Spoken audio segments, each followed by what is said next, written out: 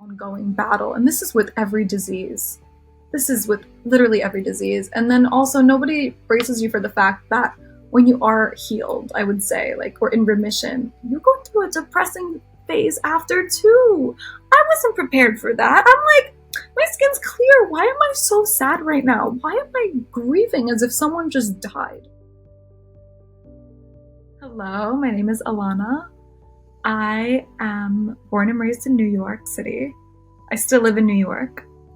I was diagnosed with psoriasis at the age of 7, and I was diagnosed, I was 25 years old when I had my first psoriatic arthritis flare up.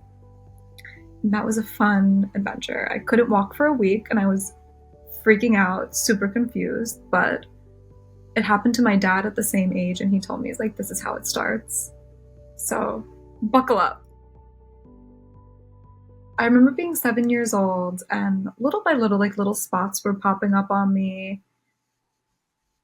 Nobody knew what was going on. Nobody knew what was happening. They were really itchy. I couldn't stop scratching.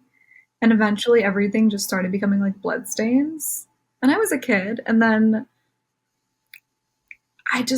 nobody knew at the time. Like, we were going back and forth to doctor's offices.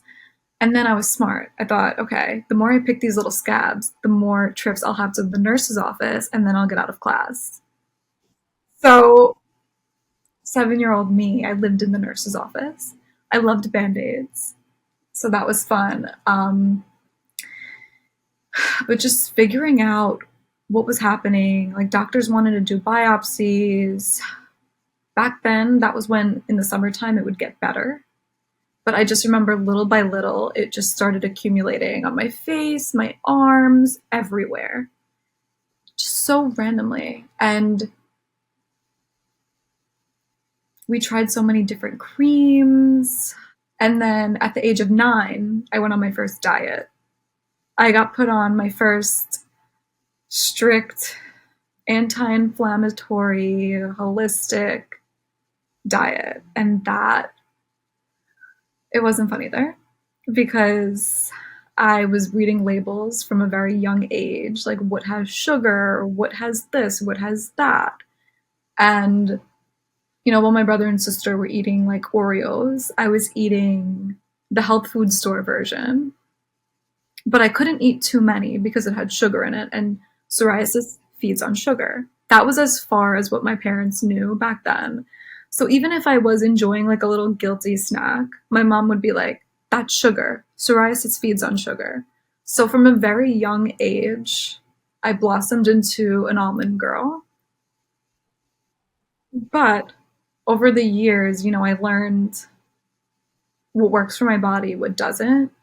And it took such a long time because I'm still following that path.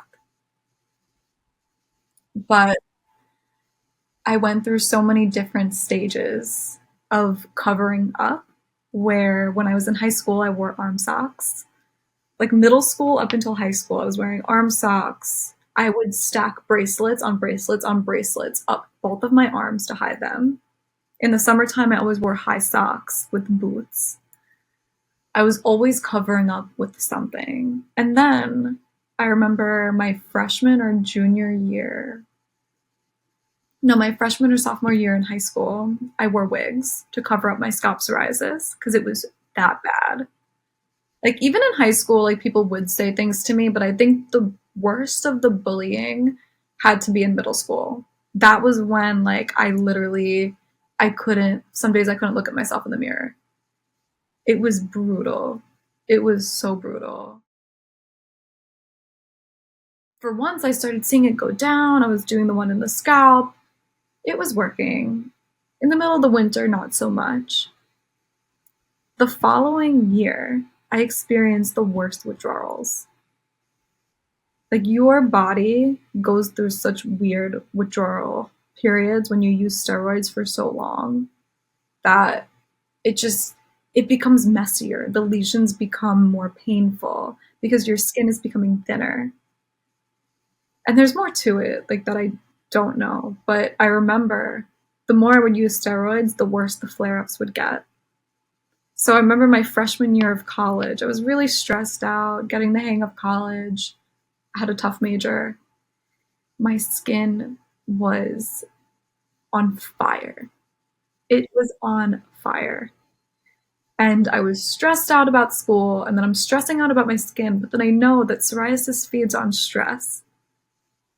Psoriasis loves stress. It is their feast, it's their guilty pleasure. So, on top of that, it's just accumulating. And usually in the summertime, it would get better, it would get better, it get better. But as the years went on, it was lingering around in the summertime. As for when I was a kid, it would go away in the summer.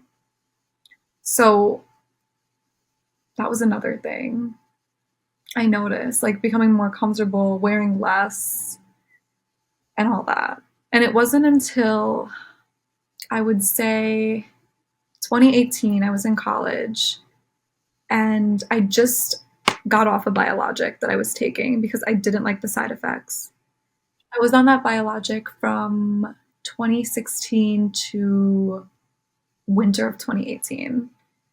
It was a fun break from the psoriasis. You know, I was partying, I was in my party girl era, I was able to drink alcohol, and I was free. My skin was clear, but the side effects were not good. Like, I was getting migraines, I had an upset stomach.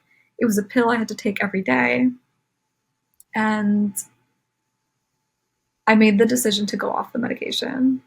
And little by little, the spots kept started creeping up, little by little. And eventually, it just takes over. But at the time, my mindset changed. I was like, you know what? So many people are coming out with these skin issues. Like, I'm going to embrace it.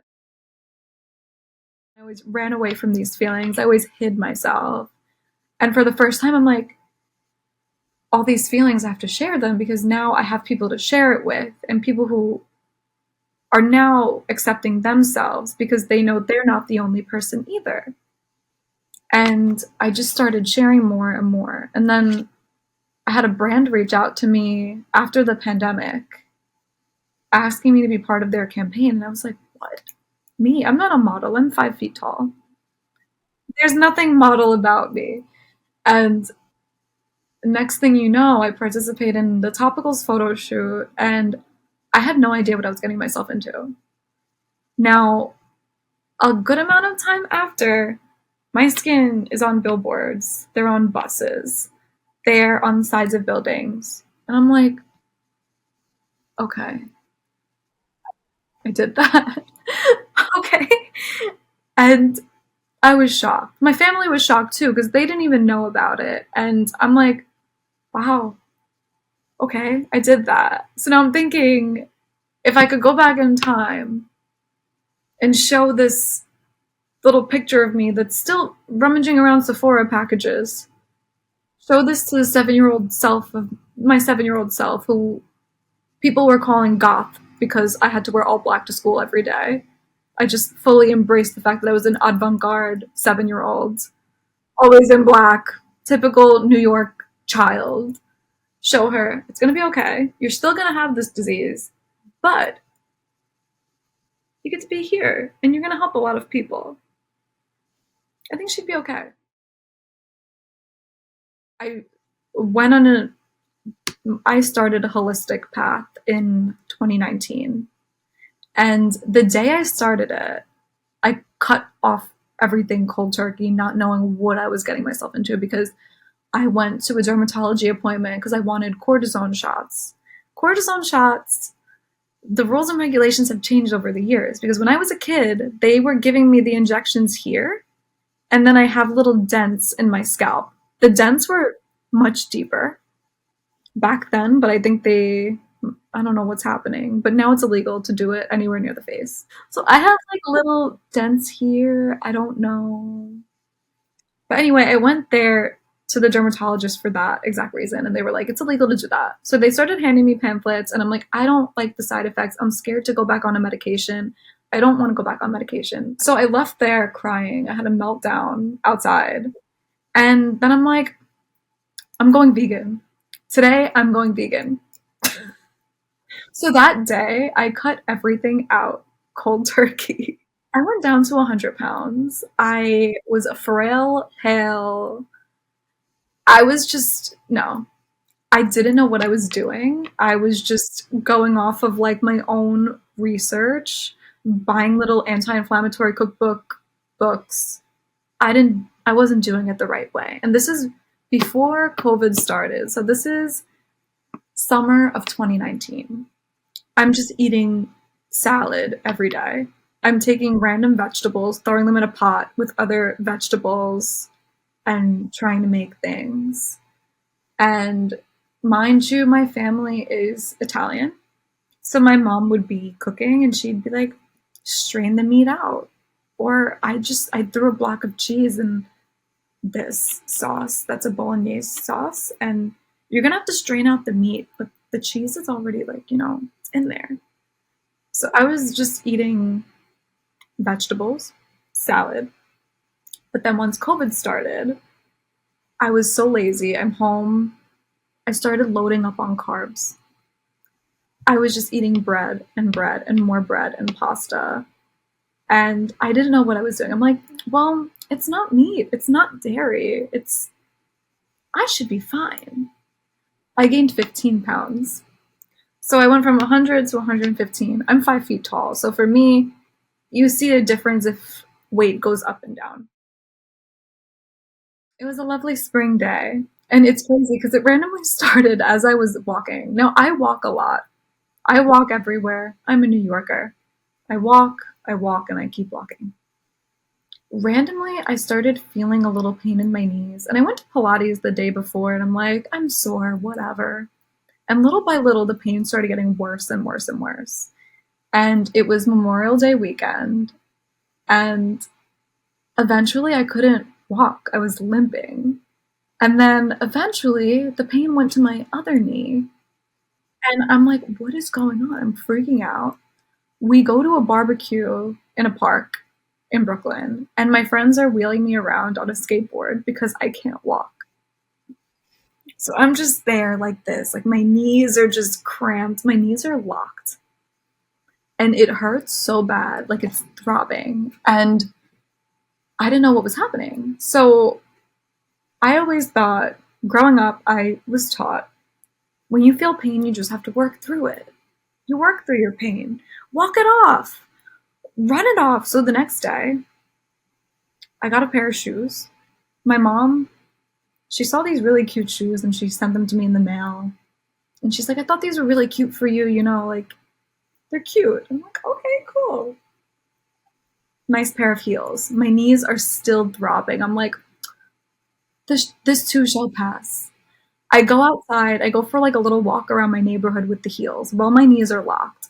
So I'm sitting there like this, walking around the neighborhood. I look like I don't know how to walk in heels, and this is my first time, and I'm just trying to walk in heels. The next day, I still can't walk. My roommate, who played volleyball, she wrapped me up in her sports tape, and then I was taking CBD, and this is back when I was super holistic. I didn't believe in Advil or Tylenol, didn't have any of that at home, but my roommate forced me to take Tylenol. And I'm like, really? I'm fine. I don't need to take it. Meanwhile, I couldn't sit on the toilet. Getting to the toilet, getting to sit on the toilet, getting up off the toilet, I was stuck. Sleeping at night, it was like the pain was so bad, it was nauseating. So I make an appointment with my doctor, and she's like, you're having a psoriatic flare up. She did my blood work. It was abnormal. My levels were abnormal. I spoke to my dad, and my dad's like, yeah, that's how it started for me too. And he's like, listen, this is serious because you will have permanent damage if you don't work with this now. So that's when that started. And luckily, I haven't had a flare up that bad since. I've been close, but I haven't been at a point where both knees were stuck like that. Thankfully. Thank God. Because that was scary. And it lasted a whole week. But then by the time the weekend came, I was in heels again and I was at a rave. So it's all life is all about balance. We have to it's balance, but also now that I know that this disease, the intensity of this disease, I do take better care of my feet and my knees. And I do wear flat shoes more often now. Yeah. But as the years went on, I'm 28 now, and I think my body was just flared up for a while. And I was waiting for the flare up to go down. And I think just from stress, career, everything, like your late 20s are no joke. You think, oh, it's so much fun. No, you're figuring everything out and you feel like everything's on your plate and you're afraid to ask for help because you want to be seen as a strong, mature adult that your parents can worship and be like, oh, she does everything on her own. Being stressed in your late 20s, figuring out your career while having an autoimmune disease that feeds off of stress and more stress, my body was just really throwing me down. Like, I felt like I was at war with my body.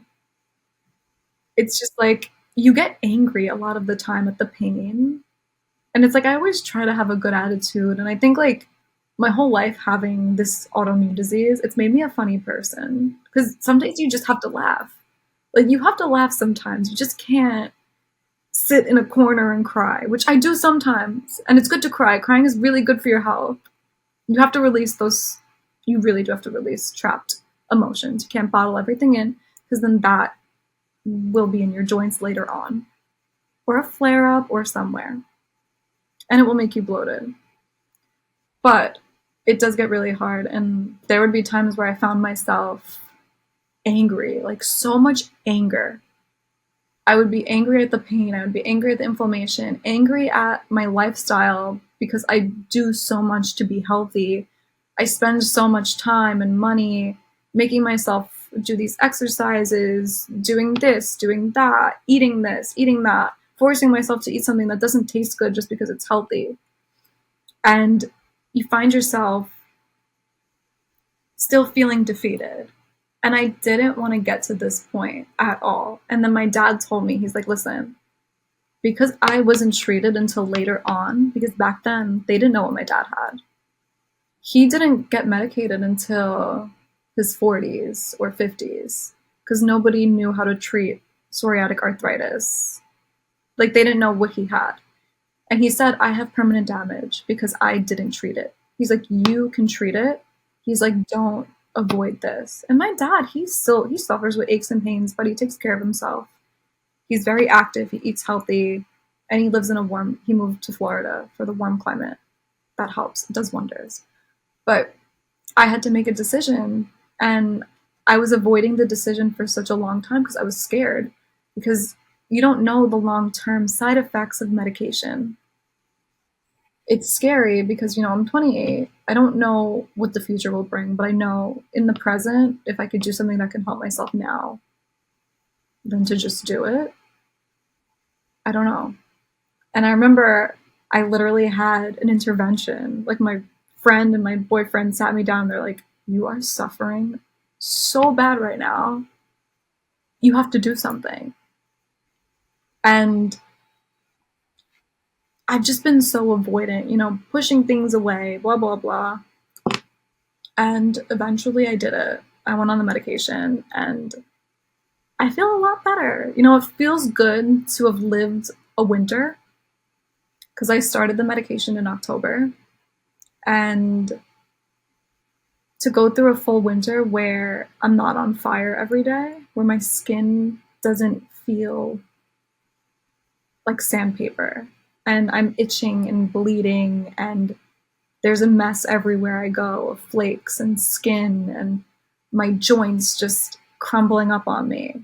And even throughout the winter with the medication, it was a cold winter. I did feel a little bit in my knees, but it wasn't as bad as it used to be, which is great. So I am very thankful that I made this decision. It was hard to get to this point because I'm so stubborn, but it's been good. I think the hardest part is learning to trust yourself. because we get in our own heads so much and we're just overthinking everything. Like for me, learning to trust myself was the hardest part because it's like, what's intuition and what's anxiety? I don't know what is what. Should I go on this medication? Should I not go on this medication? Should I post that picture? Should I not post that picture? I think it's really about your truth, like what feels very true to you. Like, are you living your truth right now? And I ask myself that, does this align with me? Does this align with what I stand for? Because if it doesn't, then why am I going to force myself to do something that doesn't, where I'm not going to feel good afterwards? And that's also another thing, going back to listening to your body, because I was doing so many things that didn't feel right. And my body was literally saying, no, I don't want that. If you feed me another green juice right now, I will hate you. I will give you the worst pains you'll feel in a while. Your body literally has the consequences stored up already when you go against with what aligns with you. And there's always going to be signs and messages with what feels right, and you'll know. Even when it comes to people, places, things, something you put in, something you're about to do, whether it's a job, like honestly, every time I start a new job working 9 to 5, my body says no. And I'll get bloated and my knees will hurt and my skin would flare up. But now on medication, it's a little different. But that's like something that, we're still working on that. But you have to just tune in and listen. Like what feels right, what doesn't feel right. And honestly, at the end of the day, it's about what you do. It's not about what people think. It's not about what people say. Because the more assumptions that you make, the less at peace you will feel. Like it doesn't matter if you assume, oh my God, they're going to think I'm crazy. They're going to think I'm ugly. They're going to think this. They're going to think that. What they think is their problem. It's a reflection on themselves. And that's something I learned from a very young age. The way people would treat me was a reflection on themselves. Hey, autoimmune baddies, get ready with me to shoot up my medication. It's a little bit of a painful process, but you get used to it. I think I've experienced so many depressing feelings. I mean, I'm in therapy. We love therapy. But I think I've only been diagnosed with ADHD, which was like when I was a kid. So like I'm not gonna diagnose myself with like depression, but I will say I've been super depressed at times, like very depressed. And I think for me, I've experienced so much anger and so much fire. And I think finding outlets, because you could understand yourself so much, you could understand your body so much, but you're still going to be angry, you're still going to be sad, you're still going to be depressed when you're dealing with something for so long and it's an ongoing battle. And this is with every disease. This is with literally every disease. And then also nobody braces you for the fact that when you are healed, I would say, like, or in remission, you go through a depressing phase after too. I wasn't prepared for that. I'm like, my skin's clear. Why am I so sad right now? Why am I grieving as if someone just died? It's okay to rest. It's okay to hide from society for a little bit. It's okay to take breaks. It's okay to spend a whole day in bed. Or two, if you could afford that. But we get in our heads a lot and we don't know how to relax some days. So I think treating your mental health is just your mental and your physical, it's all connected. That's how you help yourself. I would say everything's going to be okay. Don't forget to laugh.